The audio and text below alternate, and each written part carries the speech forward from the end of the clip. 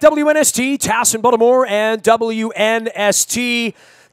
A bye week here for the Ravens, and we get back out into the heartland of Big Ten football area next week. We're going to Wisconsin, taking on the Green Bay Packers up there at Lambeau Field, but boy, oh boy, I sat in a sports bar in downtown Nashville on Saturday and watched the entire Big Ten come unglued and unwired. This guy monitors all things Big Ten for the Big Ten Network. He's been my friend for 2 decades and one of our defending champions at Sporting News Radio as well as at One-on-One Sports. We welcome the senior writer for BTN.com and the Big Ten Network back on from his palatial estate in St. Louis where they don't play NFL football anymore. We welcome Tom Dienhart back onto the program. Tommy, how you doing, man? I don't know that anyone in Chicago out there at the network was prepared for what we saw on Saturday afternoon, and I'm not talking about Maryland losing to Rutgers. We'll get to that last, but clearly Ohio State, Penn State, and down go the Titans, right? Yeah, it really shook things up. I mean, nobody envisioned Ohio State getting beat, let alone getting beat like they did in Iowa City, 55-24, a total evisceration. Buckeyes have to be scratching their heads. Now they get to turn around and come home and play Michigan State, which, of course, is the other Big Ten team that sprung an upset last week. Of course, at home against Penn State. That's 2 losses in a row for the Nittany Lions. So really shaking up the Big Ten race and, more importantly, really shaking up that playoff picture. There's a chance, there really is a chance the Big Ten could get locked out of this playoff. Well, let's talk about getting locked out of the playoff and conference versus conference. And, for most of my adulthood, we've heard about the SEC, and whether it's been Alabama or Tennessee or Florida or whoever the flavor of the month there is, the ACC was always sort of climbing and crawling. The Pac-10 could get left out, not to mention the WAC and all the other smaller conferences, even the Big 12 to some degree here lately. But, part of this has been the beating each other up part of this. And this is the ultimate nightmare, I think, for any conference where all the teams are pretty good, but then, they're good enough that that second tier, that Iowa, that Michigan State, whoever it is going to be a home wrecker for the whole conference. And it's nice to have that to some degree where you don't have Alabama and everybody else or Florida State and everyone else or whatever it is. But when a weekend like this happens, it's really a bloodletting for the conference, isn't it? Yeah, it's tough, if you're trying to win a national championship. But just remember, there's 3 weeks left in the regular season, obviously, and the conference championship weekend on top of that. So as we see, any given Saturday, craziness can ensue. So maybe there's some more, crazy left-hand turns around the corner we don't envision yet. But, again, if everything holds pat, Georgia, Alabama, Notre Dame, Clemson, even Oklahoma, all 5 of those teams, if they win out, I think are going to be ahead of any Big Ten teams. Even Wisconsin, even if Wisconsin goes 13-0, I think, wins the Big Ten, beats Michigan State or Ohio State in the title game, I think even a 13-0 Wisconsin, I'm not sure if their resume would be as good as even some of those one-loss teams from those other conferences. Well, that is the splitting hairs part of this. How would that go over for a 13-0 Wisconsin team to be left out? Not good, as you can imagine. I mean, I don't want to speak for anybody, but this whole playoff was created because of the 2011 BCS championship game that pitted teams from the same conference, LSU versus Alabama. We didn't want to see that happen. And here we go. We may get 2 SEC teams in this year and no Big Ten teams. So, again, a lot of people in the Midwest obviously would not be happy with that. But like I said, it's fun to play what if right now. But as you know, these things can change so dramatically from week to week.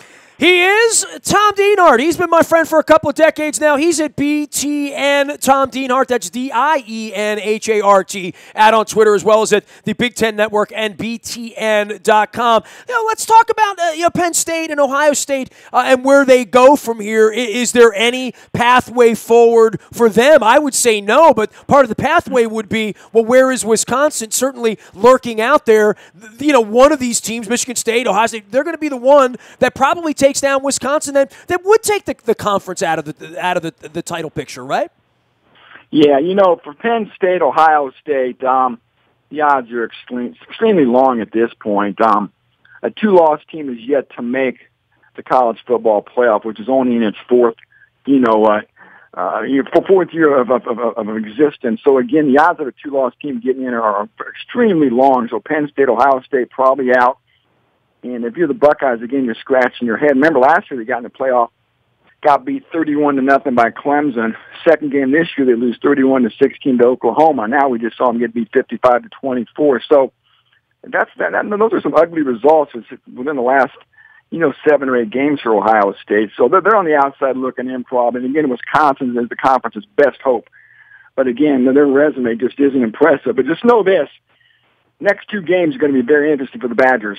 At home versus Iowa this weekend. And then Michigan comes in. So who knows, maybe the Badgers get knocked off their unbeaten perch by one of those 2 teams the next 2 weeks.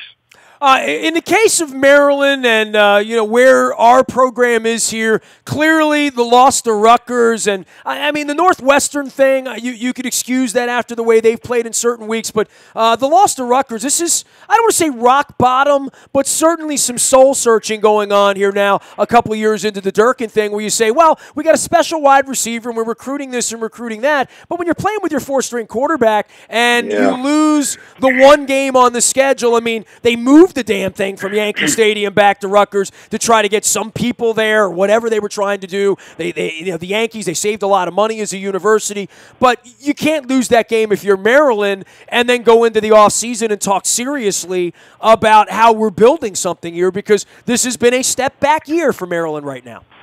Yeah, it's been tough, hasn't it? Durkin debuts with getting that team to a bowl game last year. And if you looked at the schedule, they essentially beat who they were supposed to beat, and they lost to who they were supposed to lose to. But still, it was a great debut for Durkin considering what he walked into from the Randy Edsel area. So again, year 2, though, like you said, I kind of want to give them a little bit of a mulligan given the injuries at quarterback. Who knows where they would be, had Sim Hill and Tyrell Pigram not gotten hurt. That win versus Texas, remember that? It seems like a million years ago, but we saw the potential of Maryland in that ball game down in Austin.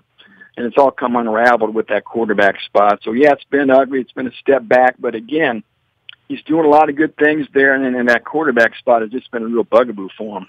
For the Penn State people that are, and I saw a lot of them dying a little bit. Hey, we have a lot of Ravens-Penn State crossover here, Tom. So, I'm down in Nashville. I got all these Raven fans down there, many of them wearing the We Are shirts and whatnot. And palpable disappointment. But, where does James Franklin go, from the backside of that loss? And I guess the expectations rose there so quickly. It's not like Ohio State. I know Michigan went through its bad, dark period before Jim Harbaugh got there, but all of these schools really did believe all summer long that they were the chosen one and probably had great reason to believe that even as early, as recently as last week, right? They were all very much in this picture. Now they're not, and they still got to go play 3, maybe 4 bowl game, a lot more football here ahead. Yeah, don't you wonder how good maybe Penn State ever really was this year? Remember that they had to have a last-second miracle touchdown pass to win at Iowa, 21-19. And then, of course, we saw what happened to them at Ohio State when they melted down at the end. Now they go to East Lansing and get beat by Michigan State. So, yeah, they lost to some good teams, but still you wonder maybe if they weren't a little bit overrated. They're real big issues on the offense. That offensive line is just not up to snuff. There were a lot of limitations, scholarship limitations, in particular when Franklin got there. We've seen him build up depth at a lot of key spots, but that offensive line is one area where they just don't have top-tier talent across the board, especially from a depth standpoint.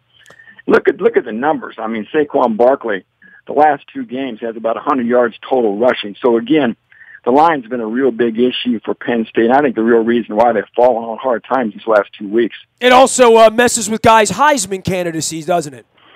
That's over now. J.T. Barrett, too, after the Penn State game, he was squarely in the hunt. Now Barrett's out, I think. So the Big Ten, 2 best candidates are our long shots at this point to win that Heisman Trophy. I think the quarterback from Oklahoma, Baker Mayfield, is probably the favorite right now.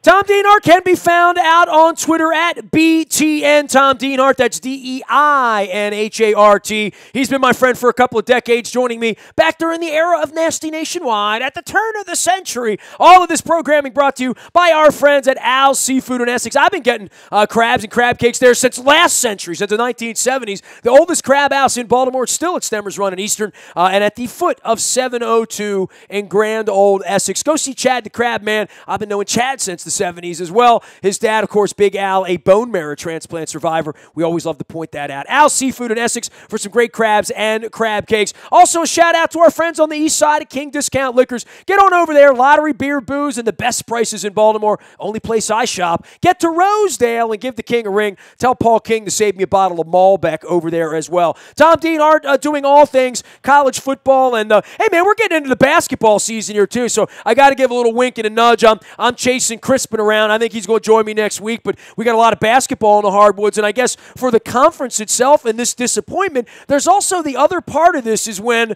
an Ohio State or a Penn State go down, this then becomes, well, where's Iowa and where's Michigan State and where's that next tier of these teams that are pulling off these upsets and getting better? That's good news for the Iowa program, right? Yeah, Iowa, exactly. Nathan Stanley, their quarterback, just a sophomore. We're continuing to see him develop into a rising talent in the Big Ten. Exciting for him. They got two freshmen. They started offensive tackle last week, which makes what they did against Ohio State that much more impressive. But I tell you what, Michigan State's the one. If you're a Spartan fan, you have to be really excited. Remember last year they went 3-9, only won one Big Ten game, a big disappointment coming off a playoff appearance in 2015. Plus there were off-field issues too. People wondered what direction the Spartans were going to go this fall. I tell you what, D'Antonio and company have really answered the bell, and they've answered it very loudly, obviously, with these huge wins. And they control their own destiny in the Big Ten East. And you know what's even crazier? Look at the roster. Look at the depth chart. This is a young team, and they have an exciting young quarterback in sophomore Brian Lewerke. So the Spartans in Iowa are definitely two programs on the rise. Yeah, well, we always hear, the West is lackluster, right? I mean, we'll be getting into that the next couple of weeks with Wisconsin, especially if they wind up getting beat, right? Yeah, there's no doubt. I mean, I don't think the West is ever going to be on par with the East when you have Michigan, Ohio State, Penn State, and Michigan State. So, again, those are four heavyweights right there. And again, we're seeing work done by Durkin, obviously, in College Park and Chris Ash over in Piscataway. So, again, Wisconsin carries the banner there in the West. What's going to be important over there is if Nebraska can finally get on track. They just hired a new athletic director, and he didn't come in to probably keep Mike Riley as head coach. So most people expect a coaching change there. We know the history of Nebraska. We know the potential. But that program really hasn't been itself, since I was talking to you on Sport News back in 2000. Since Osborne, right? Literally, right? Yeah. I mean, remember Frank Solich took over. He did get him to the title game in the 2001 season. They got crushed, obviously, by Miami when the Huskers had Eric Krause. But still, that wasn't a truly vintage Nebraska team. So you're right. You have to go back to the mid to late 90s to really find Nebraska at its peak. Last thing for you, Tom. I mean, this national championship picture, are we just waiting on Alabama? I mean, the Alabama-Georgia thing moving to the SEC, that becomes an interesting play if you take the Big Ten out of the equation. Clemson, Notre Dame, Miami, and they got all that going on this week, and the convicts and the Catholics and all that stuff. We'll be revisiting that in the next couple of days. But waiting out there is sort of Alabama and Georgia, and they really are the story of college football this year, right? Yeah, well, I mean, I wish I could watch that game tomorrow, like a lot of people. I just hope both teams can hold serve, right? Get through the rest of their schedule unbeaten. Remember, Georgia's got Auburn coming up. That's going to be a tough one, but still. And then, Alabama's got Auburn, but still. Everybody hopes they get to Atlanta for the SEC title game unbeaten. I tell you what, and if it's a close game, if, say, Bama wins 17-14, a lot of people think both teams are still going to get a bid to the playoff, and it'd be hard not to agree with that notion. And then Clemson, again, if they win the ACC they're in, and look at Notre Dame, talked about the game this weekend in South Florida. They beat unbeaten Miami, and they still have Stanford on the schedule. I mean, they got to be in too, right? And then I need to talk about Oklahoma, which has that big win at Ohio State, just won at Oklahoma State. They play TCU, on it goes. I mean, those are 5 solid teams right there. Dude, the Oak State game was crazy. I mean, I'm watching Penn State and Ohio State and Maryland all lose within 30 minutes of each other. Next thing I know, I look up, there's 115 points on it. But wait, I mean, what the hell's going on out there in Oklahoma, right? Like flag football, wasn't it? Typical Big 12, no defense, a lot of offense, fun to watch. Well, I watched the World Series and saw the juice baseballs for the scoring. I was trying to figure it out. Juiced offenses are just lousy defenses. They can't recruit defense in that state. Where's Kelly Gregg when you need him, you know? I know. Think back to some of those great Oklahoma defenses, and they really struggled on that side of the ball all year. I mean, heck, they lost at Iowa State. That was an ugly loss, and their defense, the OU defense, got shredded by a walk-on quarterback. So, again, you're right. Defense, again, that's long been a joke for the Big 12 the last 5, 6, 7 years. Tom, always great to visit with you. We'll be watching you and reading your work out at the Big Ten Network. He is Tom Dienhart. He is BTN, Tom Dienhart, Dienhart. And he even remembers 20 years ago when we used to talk about Nebraska being relevant. And Maryland stunk then, and they stink right now, and we got to do something about it, getting beaten up in this crazy Big Ten East. Great having you on, Tom. We'll continue to check in, and I appreciate you always making some time for us, pal. Take care, Nestor. Be good, my friend. All right, send me Ted Drews and Pappy's. There he goes to St. Louis, out in Missouri, where he was with Sporting News Radio many, many years ago, now with the Big Ten Network. He's a senior writer there at BTN.com, and you can find him at BTN, Tom Dienhart, on Twitter. You can find me out in the Buy at Toyota.com audio vault 24 hours a day from anywhere in the world on your mobile device by downloading the TuneIn Radio app. We do come in crystal clear from anywhere in the world. Our morning newspaper ships to your email inbox each and every morning at 7 a.m. Rise and shine with all the news that's fit to print. It's all brought to you by Planet Fitness and PlanetFitness.com. Last but never least, any breaking news here during the bye week. We're going to get it to you first on the WNST Tech Service. That's all brought to you by Coons Ford of Security Boulevard. Nasty at WNST.net finds me. I'm on Facebook, Twitter, LinkedIn, Snapchat, Instagram, streaming live on our Facebook as well as our YouTube WNSTV channel. I am Nestor. We are WNST.net, AM 1570 and WNST Towson, Baltimore. And we never stop talking Baltimore sports.